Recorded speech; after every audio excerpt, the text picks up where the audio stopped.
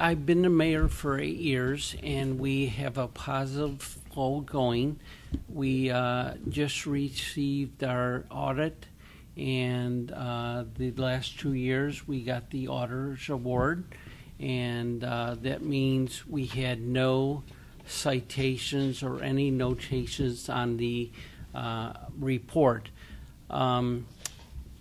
Because when I took over, we had about $19,000 in the bank, and we grew that to $1.2 million, and we grew this slowly over 8 years, and the auditors say that we should have a carryover of 20% of our revenue, and we watched and we saved and scrimped, and we have that now. So financially, we're very solid. We've maintained the police and the fire and the service department, and they are under unions contracts, all three of them, and we just negotiated with them, and they're up for renegotiations next year. We have 3 unions that we negotiate with, and we'll be doing that next year. Fire and service.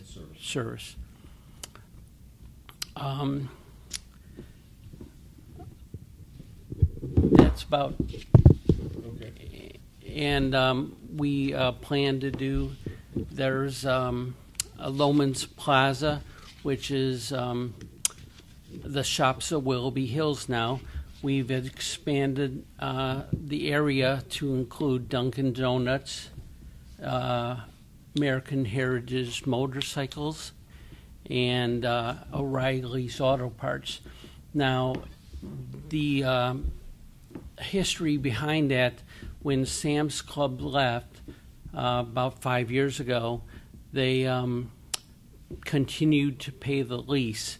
And so the owners didn't do anything to try to fill the vacancy until about a year ago. The lease expired, and it was sold, and then it went into receivership. And now, last week, a new owner bought that, and they're looking at different ways to redevelop it.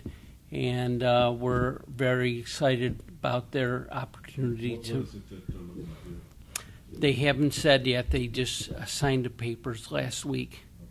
So. All right. Okay. I just wanted to quickly cover a couple of things on your bio sheet that Right. because there aren't years given. You were, before you became mayor, you were president of Willoughby Hills Council Yes. for 2 years. Yes. So that would have been from 06 to 08. okay, and then you were vice president from 04 to 06. Yes. Okay. And then you were an appointed council person in Willoughby Hills from 02 to 04. Right. Okay, and who appointed you? The council appointed me. Okay. And then it says you were an elected councilman at Seven Hills. Yes. So what, In 82. 82 to 84? Right. Okay. So you moved from Seven Hills to Willoughby Hills Right. at some point? 23 years ago. 23 years ago. Okay.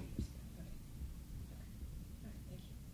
Oh, and actually, while we're looking at this, you were a director at AT&T? Yes. A director of? Information services. We did voicemail, things like that. Working here in Cleveland?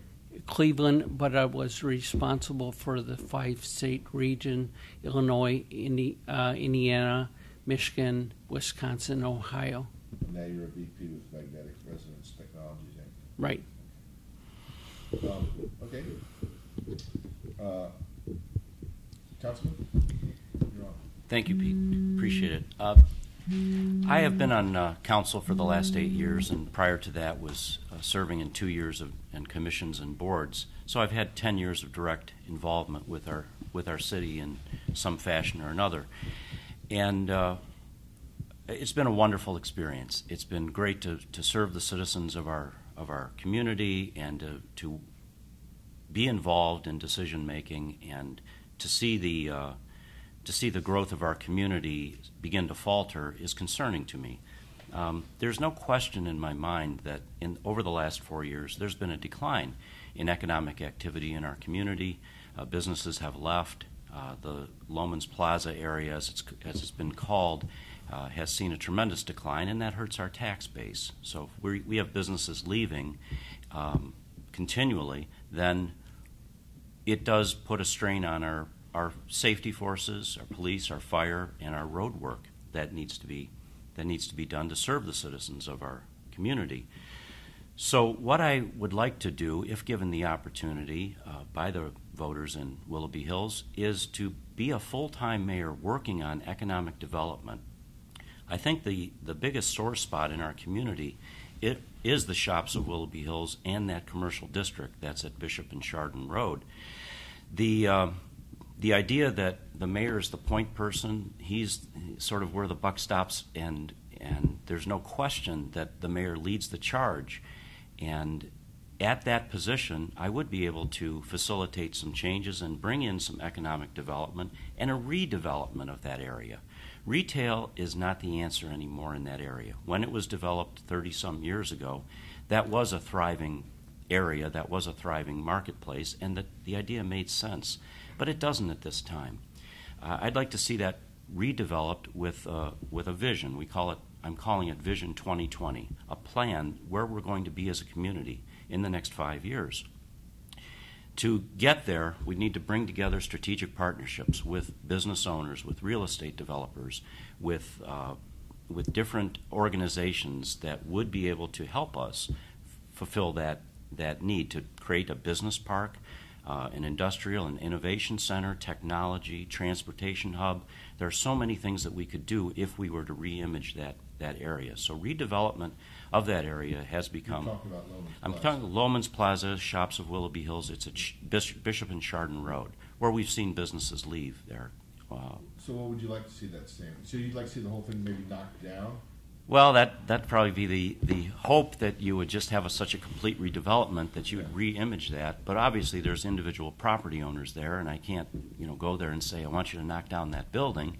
But what we can do is image through architectural renderings, through a plan, through zoning. We could say, here's a vision. Let's work with you and see if you would be willing to bring in. Let's say if we had a company that wanted to provide 200, 300 jobs, and they needed a building, perhaps it didn't fit our current zoning code for height, for example, we'd be able to say, well, yes, we'd like to. We're behind this idea, and we'd like to bring in that sort of development here in the at that important corridor, and not to dismiss the idea that that's the only spot. There's 3 office buildings right at the center of Willoughby Hills at 6 and 91 that were just recently sold in a foreclosure action that are nearly vacant.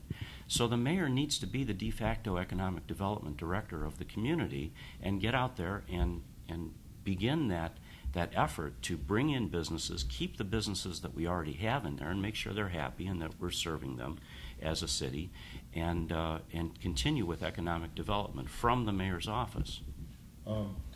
You are in real estate property management, right? Yes. Fiebig. Fiebig Enterprises, I started that company in 1991, working part-time, began investing in real estate, and have made it a full-time business starting in 1998.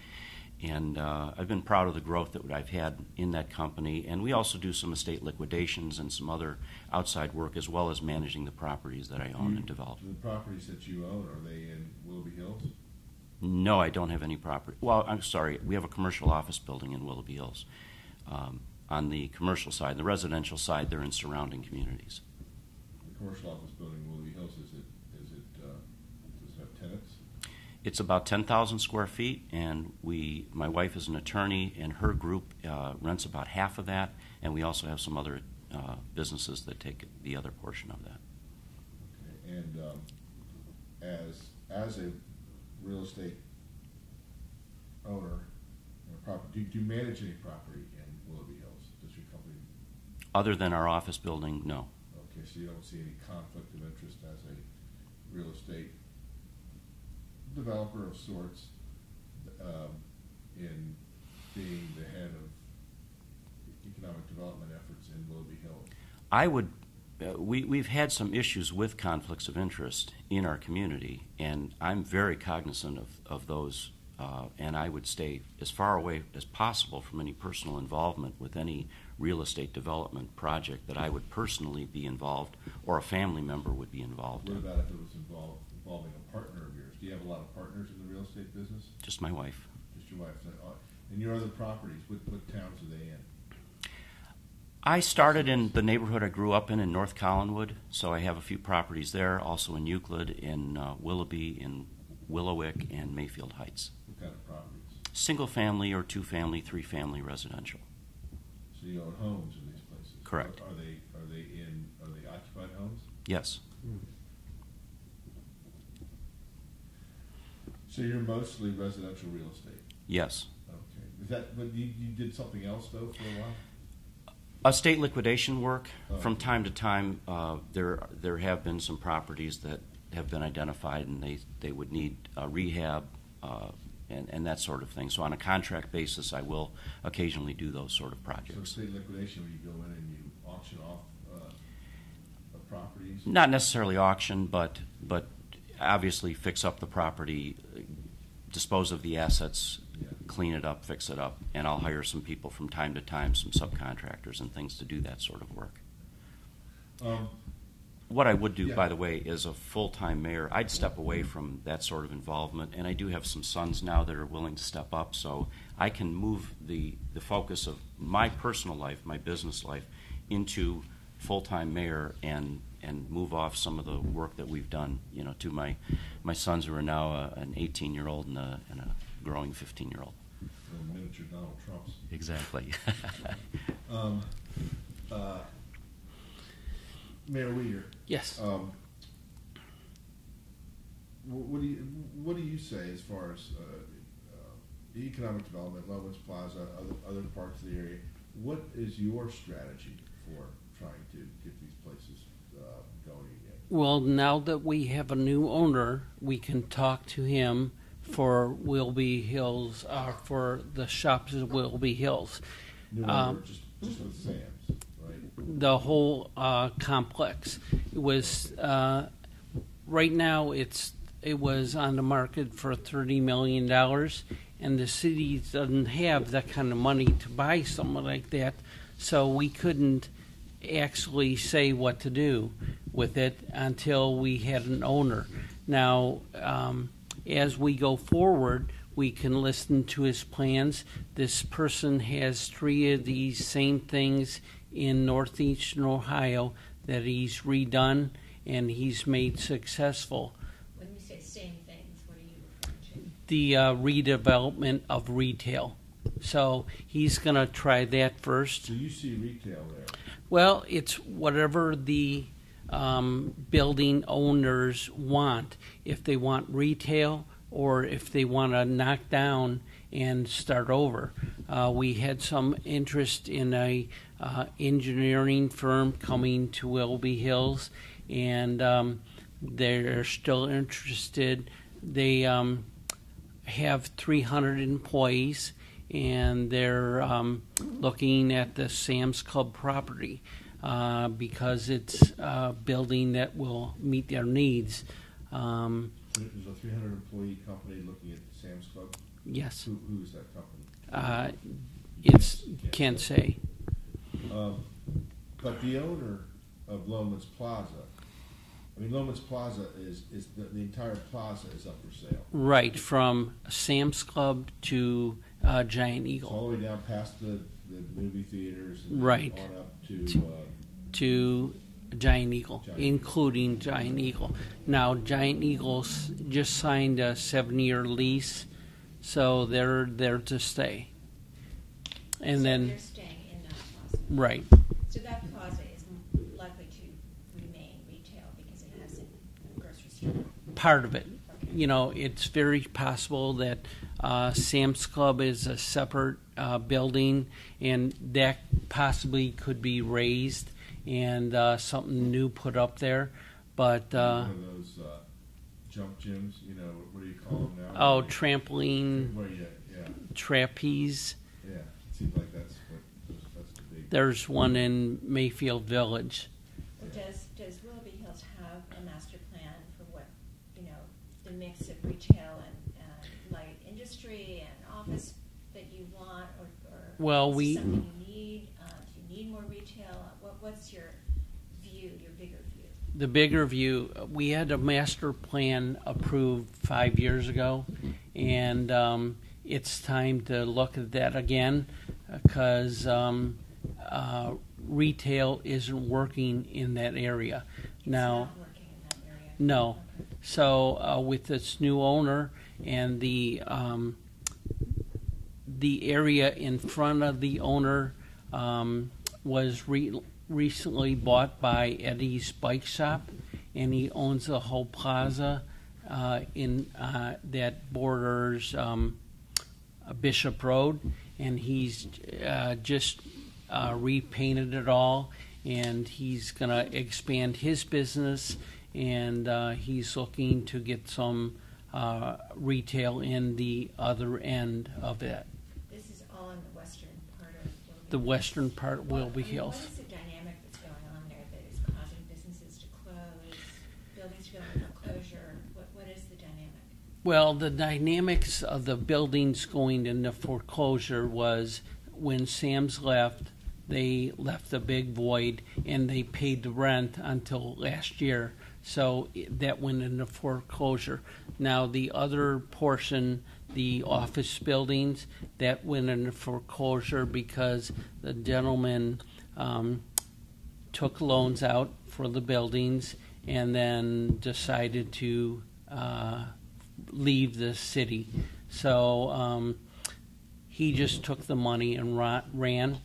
So now they're in receivership, and they're not sold yet because they recently rejected the offers for the 4 office buildings.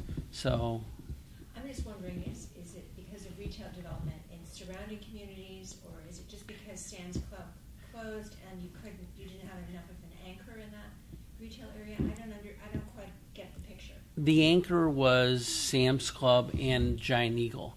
That area of town is bordered by a lot of apartment buildings, so restaurants would be very applicable to that area, and they just have not succeeded. But now with the motorcycle place, Dunkin' Donuts just opened a couple of weeks ago, and the area is starting to turn. And what happens, we had a project down there 8 years ago where we widened the road to 4 lanes, and the ridge was expanded, and we thought, when I was on council, we thought, build it and they will come. Well, we built it, and they're coming very slowly.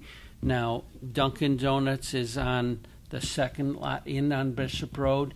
There's a lot on the corner of Bishop and 80 that is purchased by a Fortune 700 company, and they're going to be building something there in the near future, but what is yet to be seen. Real quickly though. So the bike shop is probably there to stay. The Giant Right. Eagle is probably there to stay. The Dunkin' Donuts is probably there to stay. But in and around there, whether it's in the Loman's Plaza or on some of the other corners there of Bishop and Chardon and Bishop. And Chardon and Bishop, that whole area right there, you say is ripe for something else possibly. We're no different than any other city. Mentor has just as many vacancies, but what happens there is one comes in, one goes out. It's a balancing act, and we're just in the running for some of these, like O'Reilly's Auto Parts, the banks. How when did O'Reilly's Auto Parts move in? About 3 years ago. Okay, so are they probably destined to stay? Yes, Okay. they're doing very well. Okay. Fiebig, you were going to say something? Just to comment on that, the demographics of the area have changed. The bordering of Richmond Heights and Euclid with that area of Willoughby Hills has put a pressure on retail. If we look at just over the border, the Euclid Square Mall has faced quite a bit of exodus from that. Even the Richmond Mall has suffered with Macy's closing. So the demographics of retail, if you look at a circle of where will people come to shop, the numbers just aren't there for most retailers that are looking at an area like that. That's why I believe, and many people that I've spoken with believe this as well, is that we need to redevelop that area into something different.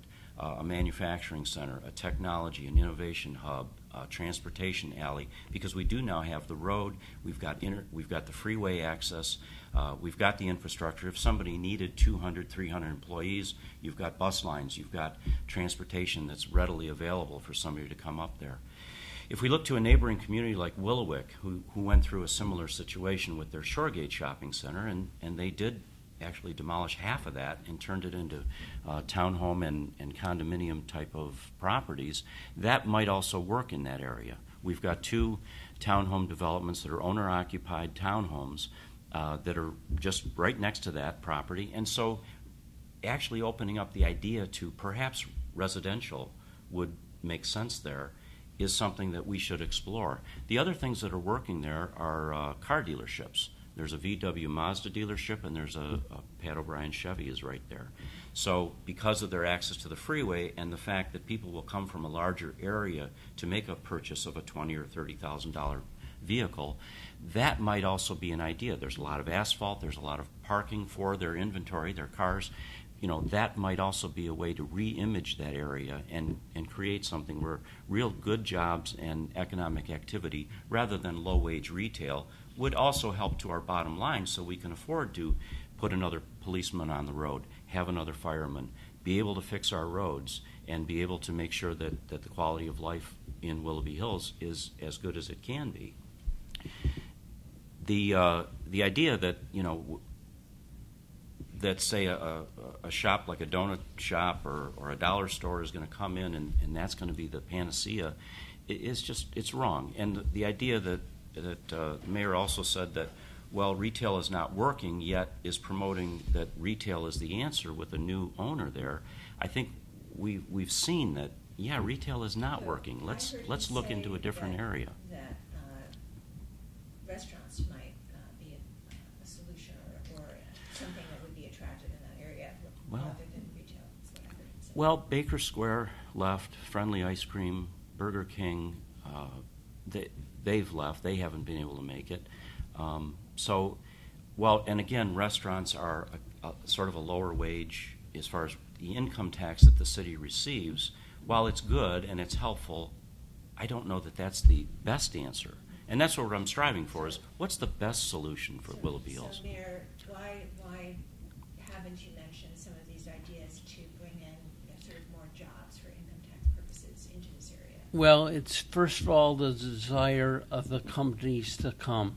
They see a big mall and they don't want to go into a building that's got 14-foot ceilings and no walls up.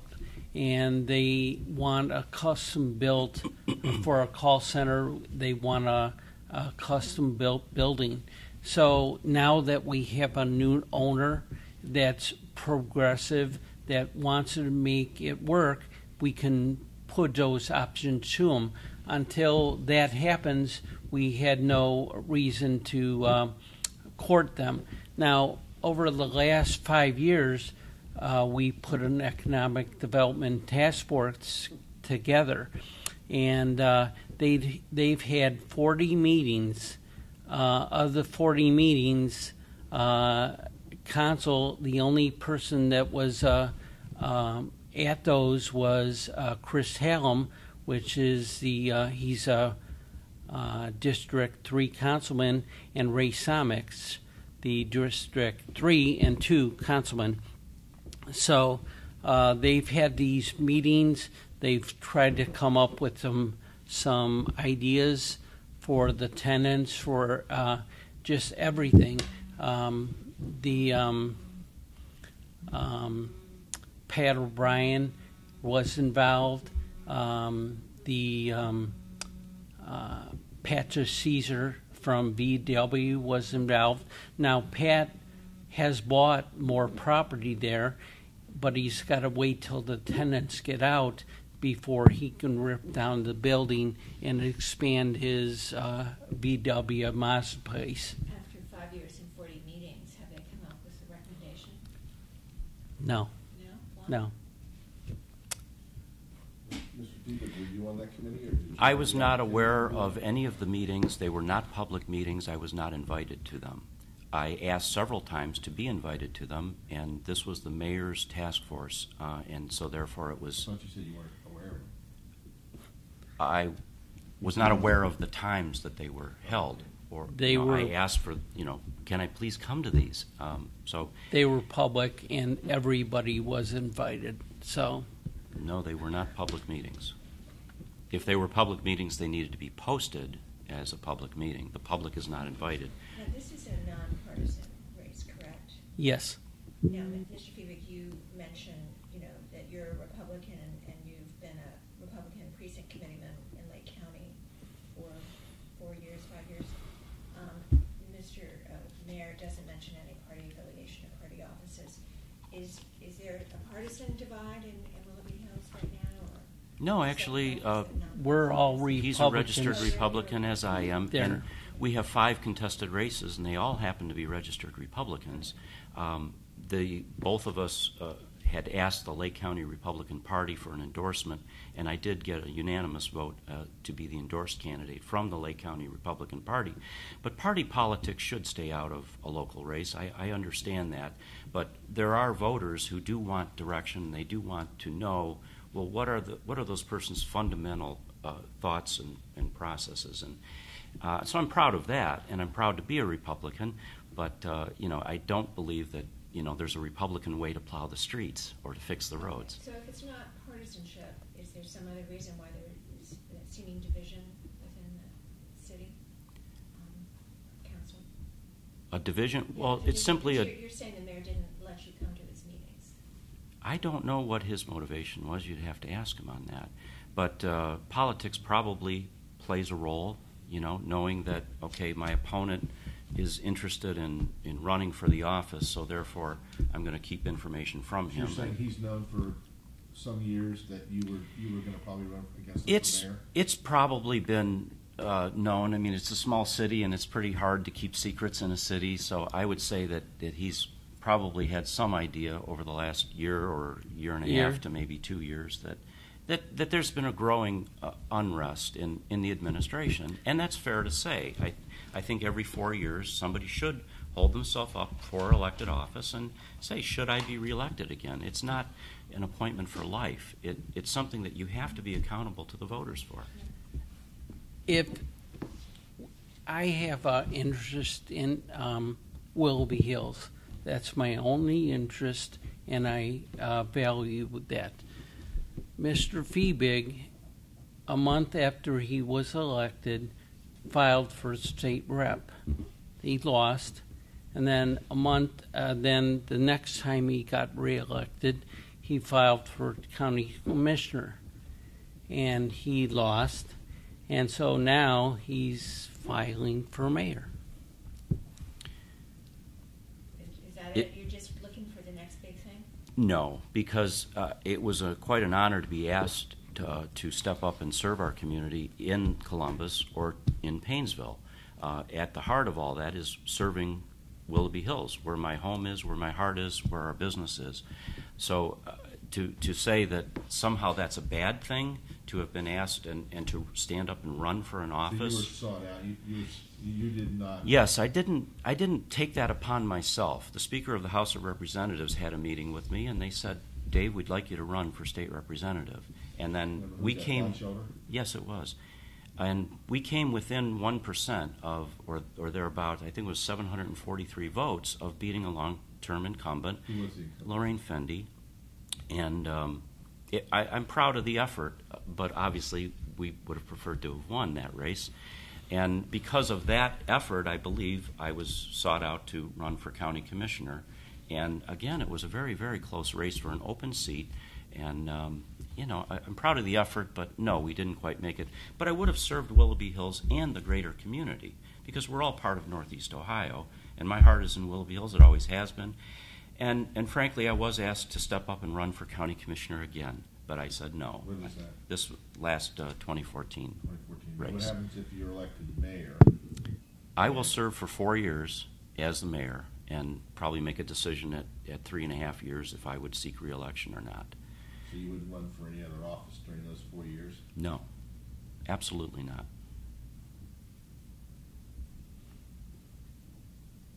What happens if Speaker of the House comes to you and says he wants you to run for state office? Or No.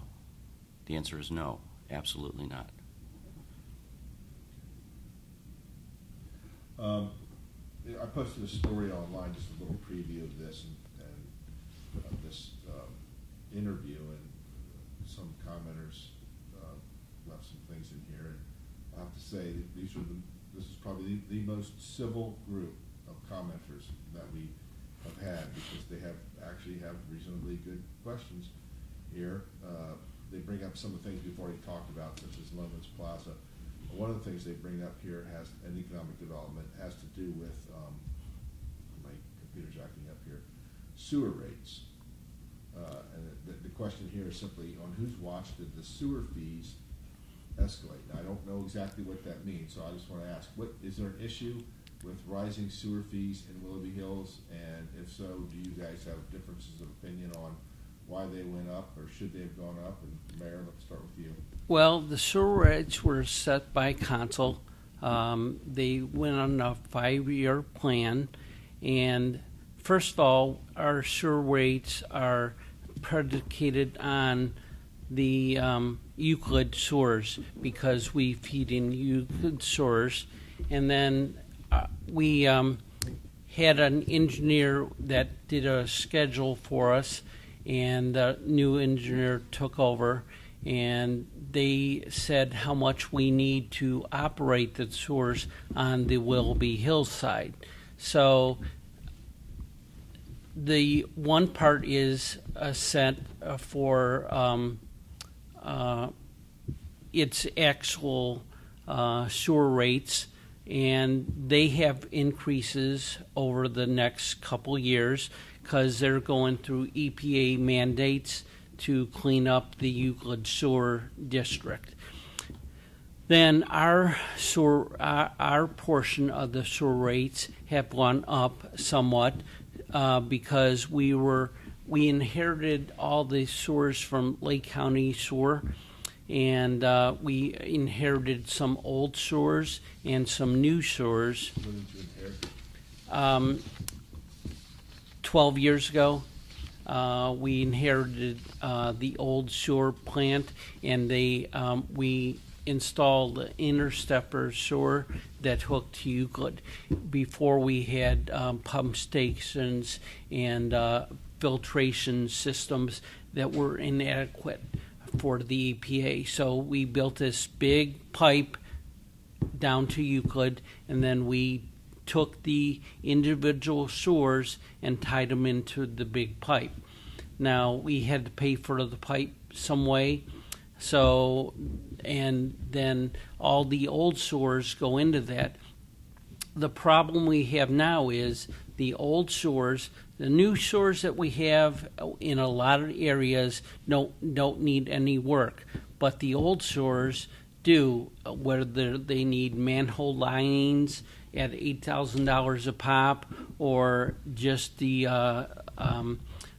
force mains going uphill to where they can go downhill by gravity. They need work. So the rates are a combination between Euclid and Willoughby Hills. Now, we just had our short truck. We have a backhaul jet machine, and it broke down. It's $38,000 to fix. Well, if we don't have the tour rates, we can't fix them. So you voted As mayor, did you vote for the sewer rates, or was that simply council? That was council. So the mayor doesn't vote necessarily? No. Do you ever vote? No. Only do you break ties? No. Okay, so the mayor never votes, but did you have a voice in this? Did you support it? Yes. Okay. And how much? And just going back to the Lake County sewer, 12 years ago, there was a Lake County sewer district. Right. And it dissolved. Yes, and they gave it all to Willoughby Hills. So, okay, the Lake County sewer district was only in Willoughby Hills. It's throughout all Lake County. Oh, okay. There's 2 streets still on Lake County sewer, and that's on the west end of the city. It's Dodds Landing and Dodds Hill, and that's run by Lake County. But everything east of 90 or west of 91 is Willoughby Hills sewers. And why did that happen? Why didn't it just remain with Lake County? It was an EPA mandate, I see. so we were forced to alleviate the problem. I see. Lake County Sewer couldn't do it, Willoughby Hills had to do it? Right. Because your residents were contributing to it? Right.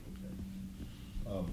Mr. So Fiebig, any issues? So about half of the city is connected to sewers, and the other half there's no plans for it to be connected to sewers. Do you ever have a septic? Yes, Okay. septic with 1 acre lots at minimum. Now the engineer works for the mayor, and he created a plan. The mayor proposed a plan to council that was a 5-year plan of rate increases. Now, what I'd like to do as mayor would be to revisit what the engineer came up with 5 years ago and say, are these fees today the type of fees that we need to be charging, and is there a way to reassess what are the long-term planning for the sewer needs that we have? For example, behind the Giant Eagle, there's a rather large interceptor there that might need to be redone. We need to revisit that. We need to see, does that... You're saying the rates could probably go up even more if you... No, I'm saying we need to... I hope not. Believe me, I hope not, because the residents are very upset with higher sewer fees. If there's a way that we can cut them back or scale back somehow, but we can't do it if we don't know what the long-range plan is for what the actual projects are, and to assign a dollar amount to those projects. As a member of council, did you vote in favor of the 5-year plan? Yes, Okay. I believe I did at the time, because that's what was presented by the mayor. This is the plan that we have, but that was quite a while ago. I think we need to revisit that. So these fees went up, this new fee structure went in 5 years ago? Yeah, Sounds it's about set right. fees for every year, the Okay, increases. so they've been increasing, but based on what was done 5 years ago? Yes. Okay. But We need to of revisit course, that. Well, it does reflect EPA mandates, as the mayor mentioned. I believe if you look at every community in Right. this region that has sewers, they're all looking at increases because of EPA requirements. And Yes. I think he spelled out some actual capital costs that, are reflected in the fees, right? There absolutely are some capital costs that we can identify and say that these will be, but I'd like to see a stronger long-range plan about larger projects and make sure that the money that we are collecting is being used effectively. For example, we're taking some of the sewer fee, we're paying salaries to someone in the finance department and our road superintendent. So I'd like to look at that again and say, is that the most effective use of sewer fee funds to pay personnel at City Hall, or should that money be allocated just to sewers, and then let's use our general fund to pay the personnel that's there? And again, we get back to economic development. If we have the funds coming in from businesses that would be locating here, and we don't have vacant buildings, then we have the revenue that we're able to pay out of the general fund, rather than sort of robbing the sewer fee for that. On paying the finance director out of the sewer fund, a portion of his is paid, but it's only a portion that he works on the sewer.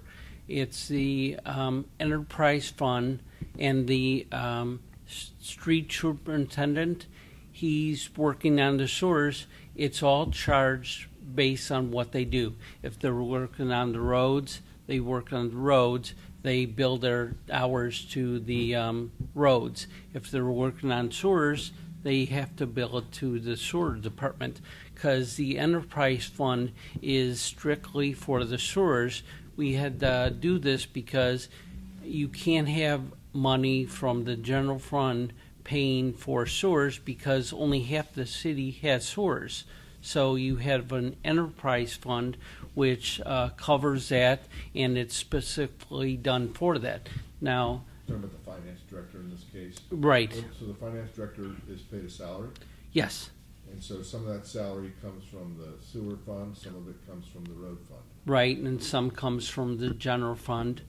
Okay. It But just, he but keep track of, or she keep track of hours so that the billing is accurate? yes, he does, and But the salary is set. It doesn't. It's not like he or she's paid by the hour. no, we have a part-time finance director, and he's paid hourly, but it works out this where it's very economical for us to have a part-time finance director because he just allocates his time where it's needed. So there's not a set salary that he's paid No. by the hour. Right.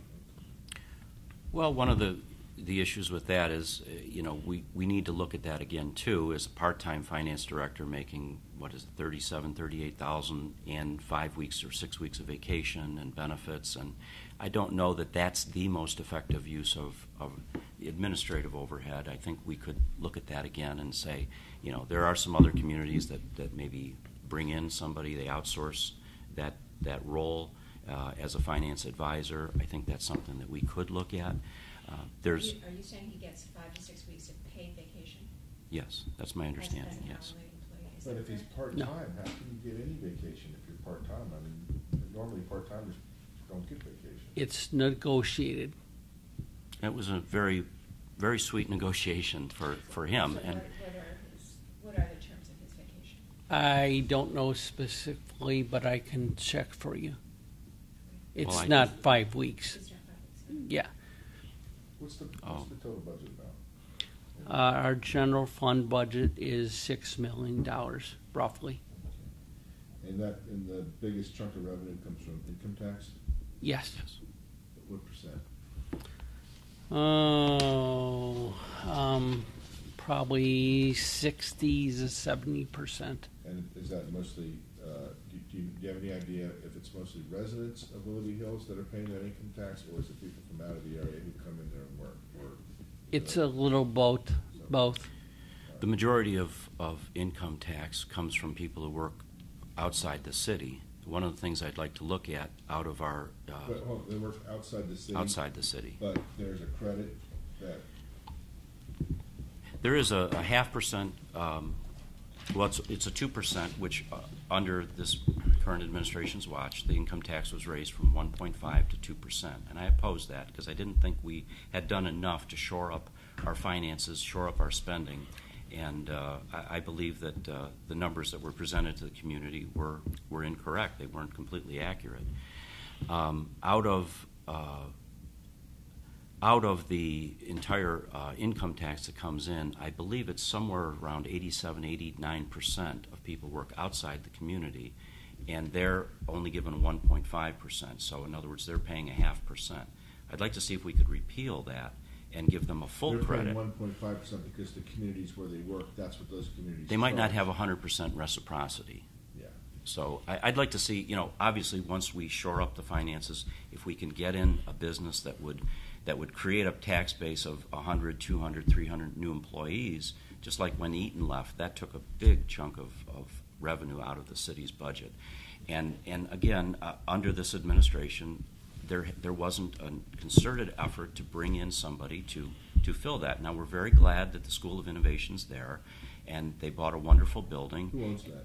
This Willoughby East Lake School District Okay. purchased that, and we're hopefully going to work with them and create kind of a synergy is what I hope to do in the Lomans Plaza redevelopment of innovation, technology, and work with the school Let's to. go back to the tax increase that you said you opposed. There's a 1.5% credit. Is that correct? Is that what you said? 1.5% credit for those who work outside of the community. Right. Did that change with the increase in the income tax? Did it change from the previous amount?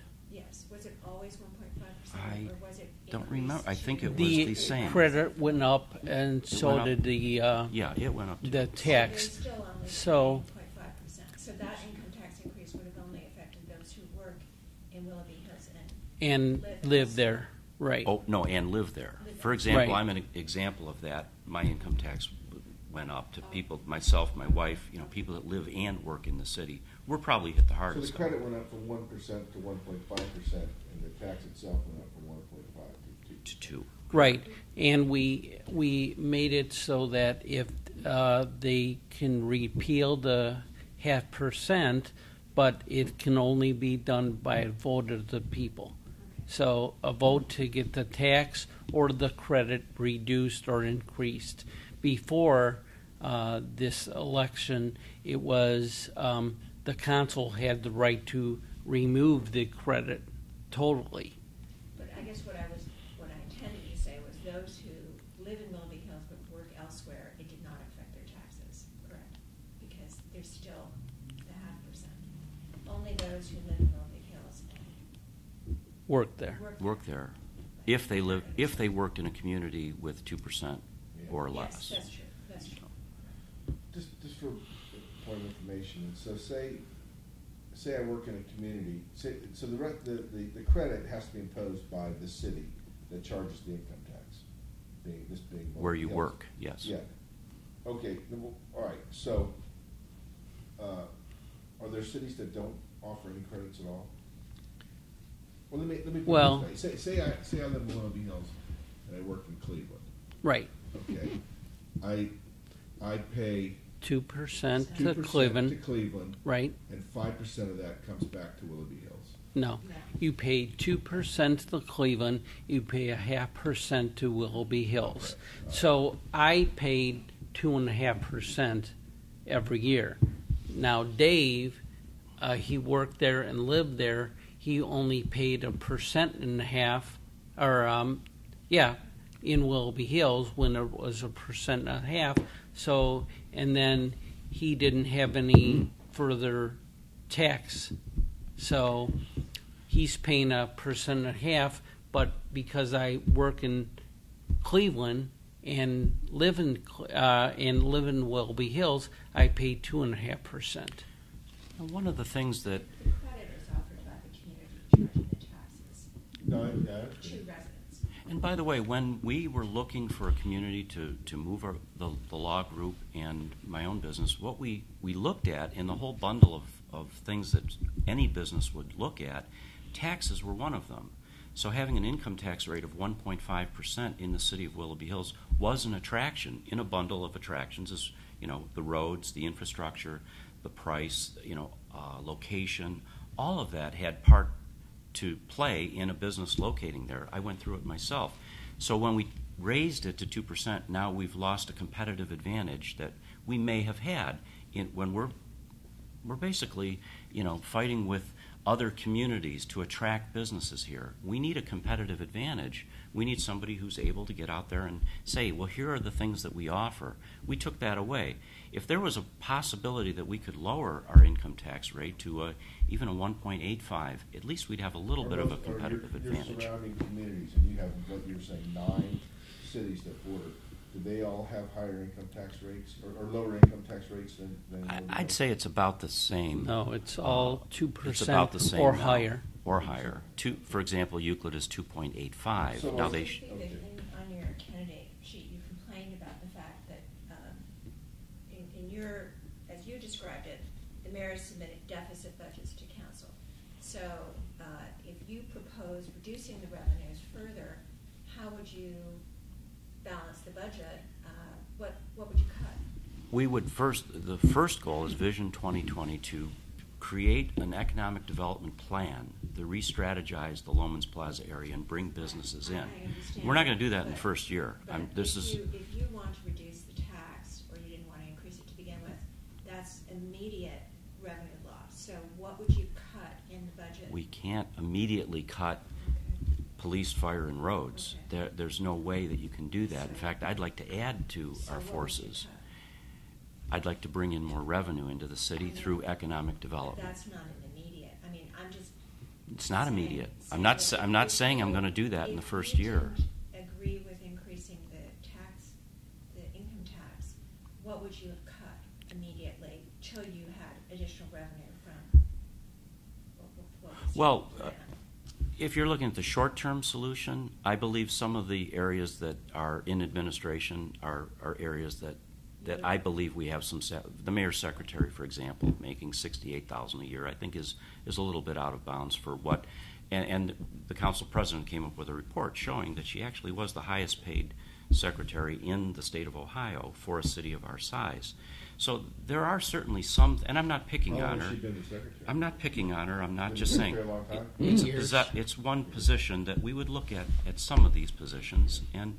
So you're and say, saying you would probably cut administrative salaries as a means to have not raised income, as opposed to raising well, income? no, I'm not exactly saying, because I'm not going to go and promise that, in the first 90 days No, we're going to cut your income tax. But here's what I think that Betsy was getting at. If you didn't think that you needed to raise revenue, okay, which happened, and the mayor supported that, and then he submits deficit budgets even with that. Something would have had to have been cut instead of if you weren't going to allow the income tax rate to go up.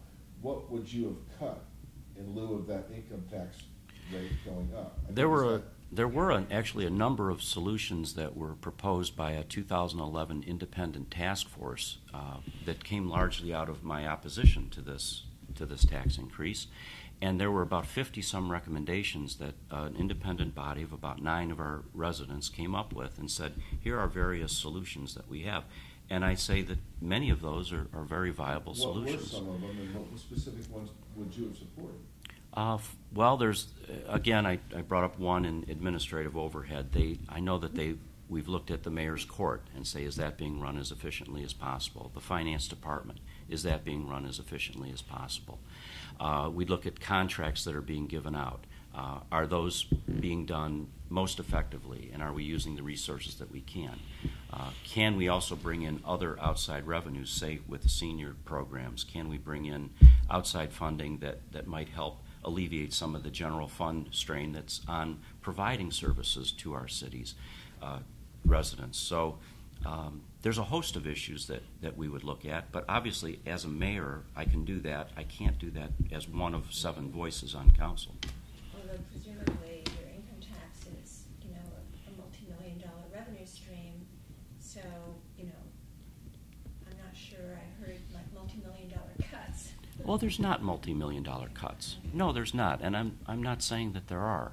I'm saying that there are incremental steps, but it starts with economic development. If we've seen our revenues flat from income tax, we just have to look around the city. We see vacant buildings. We see offices there's no activity in. We see the Lomans Plaza area with businesses that have left that are not doing well.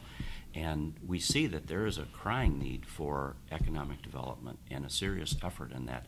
And that's why I've made the center point is the mayor and the mayor's office needs to be full-time on economic development.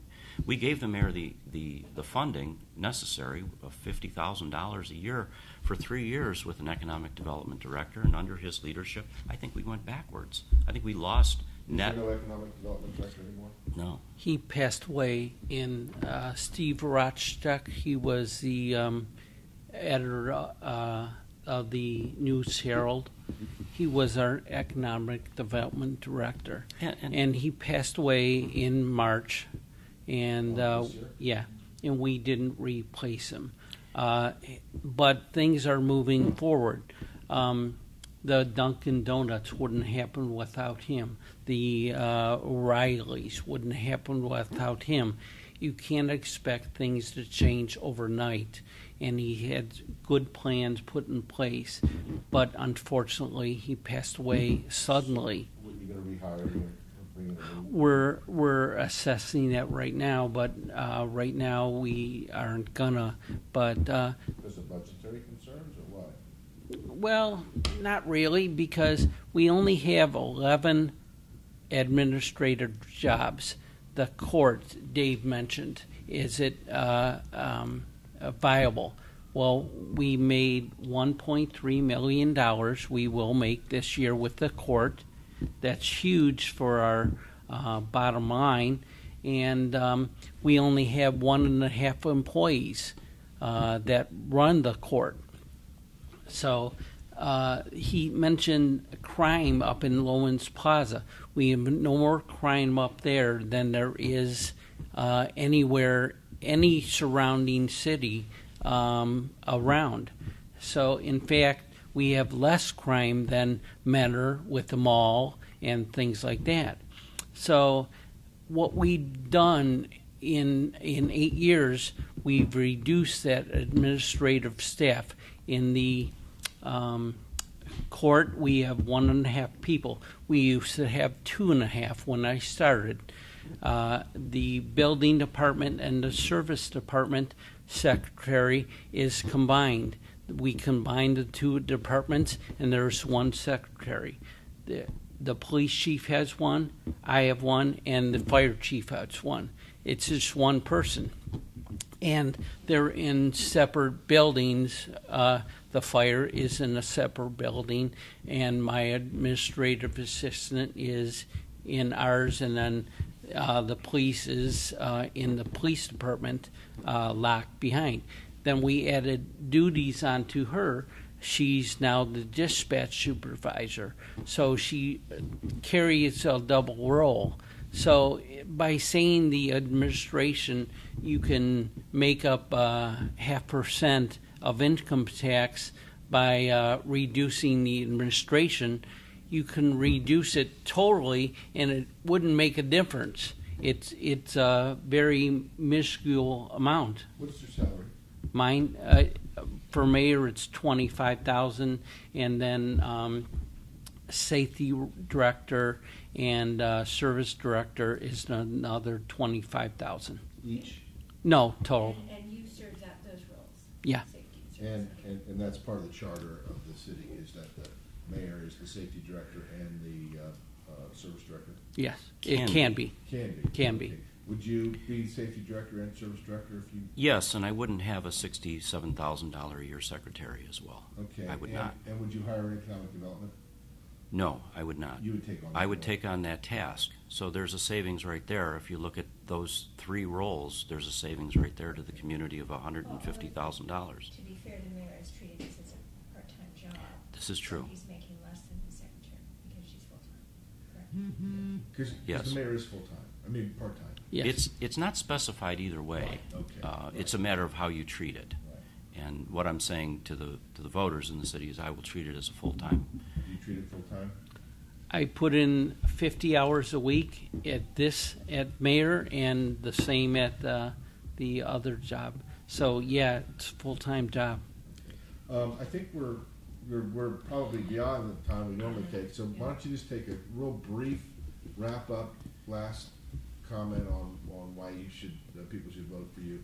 And we started with the mayor at the outset. So Mr. Fiebig, we'll start with you.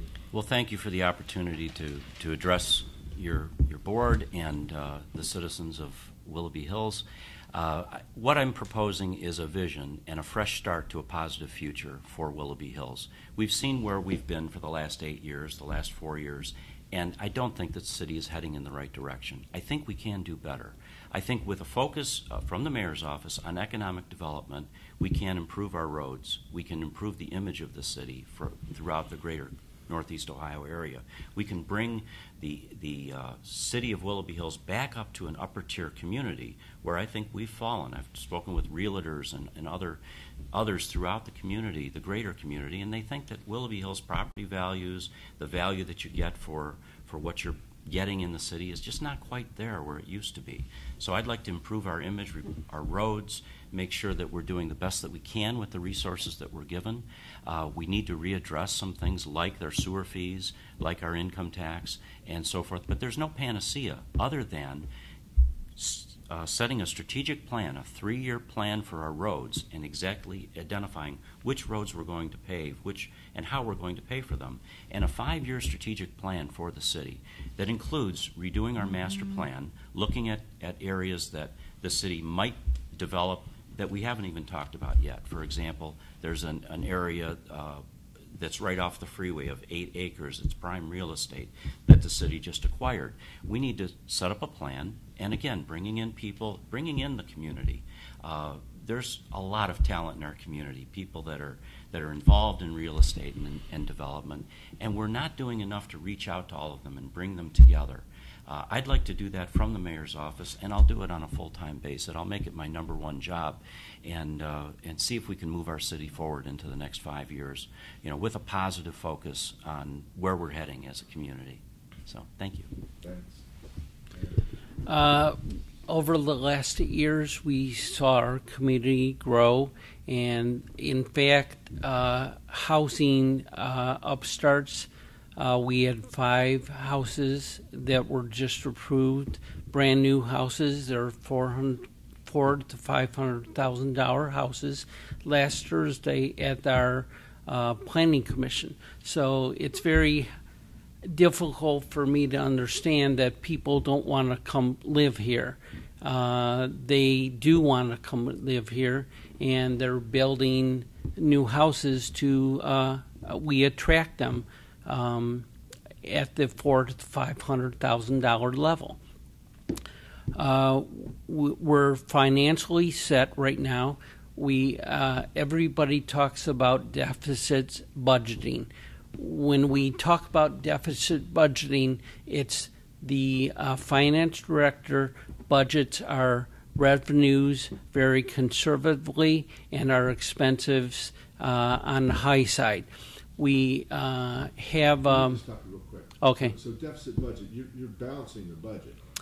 Yes, it will be balanced this year. The finance director came out 2 weeks ago and said we probably will have a $10,000 overage, so we're adding to the carryover balance. So so it's not like, you've always balanced your budget since you've been mayor. Right, except for 2 years.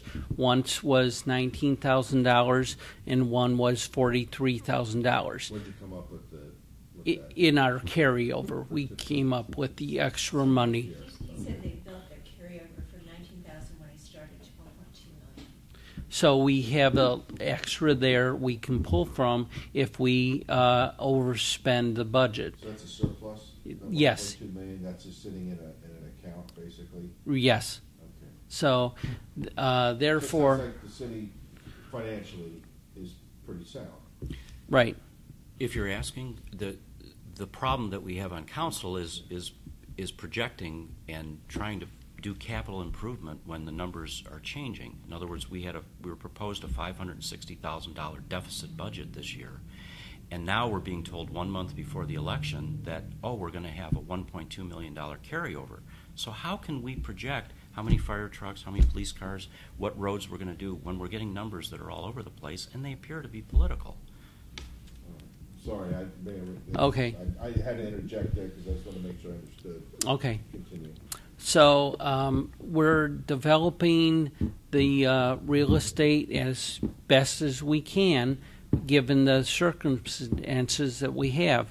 We're growing the community, and a lot of the things we need zoning changes for, like this 8-acre parcel that we just acquired. We acquired through default, and it was given to us for free, but it's landlocked between 2 pieces of property. So there's not much you can do with it, but we wanted to take it because it was up for taking. The things that we have to do, we can't minimize the street work, because like every once in a while there will be state highways that need to be improved, and they say you are responsible for 20% of the cost. Route 91 is going to be redone this coming year, and we didn't plan for it, but we have to absorb 20% of $1 million. So that's $200,000 that we have to absorb in doing that. So next year's road program will be Route 91 from beginning to end, and Rural Road, which we have issue 1 money for in conjunction with Kirtland. So those are some of the things that we foresee in the street program, but we have a 5-year program, and they keep slipping back because other projects are more important, or the funding comes through for them. The other area is finding money through the stormwater management. We had 2 big projects this year: Lamplight Lane, which was basically on the books for 12-15 years, and it got completed this year at a cost of $190,000, paid for by the Lake County Storm Water Management. Also, another one it was the Connect O'Brien sewage sewer, and that was $160,000, and that was paid for by the Stormwater Management organization. So we always look for these to improve our roads, and we're doing what we can.